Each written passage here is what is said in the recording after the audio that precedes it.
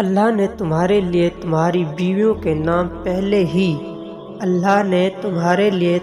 بیویوں کے نام پہلے ہی لکھ رکھے ہیں۔ آپ کو جس چیز پر کام کرنے کی ضرورت ہے وہ اللہ کے ساتھ آپ کا رشتہ ہے۔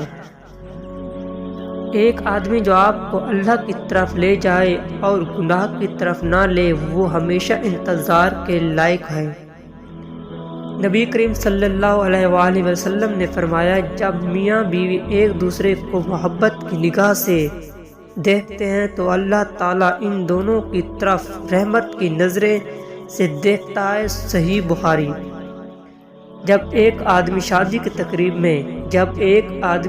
کی تقریب میں کہتا ہے میں قبول کرتا ہوں، وہ کہہ رہا ہے کہ میں اپنی بیوی کو فراہم کرنے، اس سے محبت کرنے اور اس کی حفاظت کی ذمہ داری قبول کرتا ہوں۔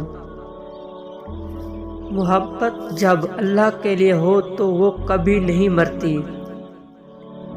دنیا میں ایک مسلمان کو ملنے والی سب سے بڑی نعمتوں میں سے ایک نیک اور پرہیزگار شریک حیات ایسی عورت کا ساتھ کبھی مت چھوڑنا۔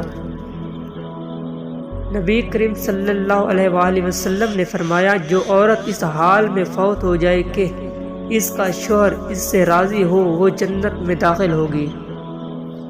دل ایک پیالے کی طرح ہے، جتنا اللہ کی محبت سے بھرو گے دنیا کی محبت کی گنجائش اتنی ہی کم ہوگی۔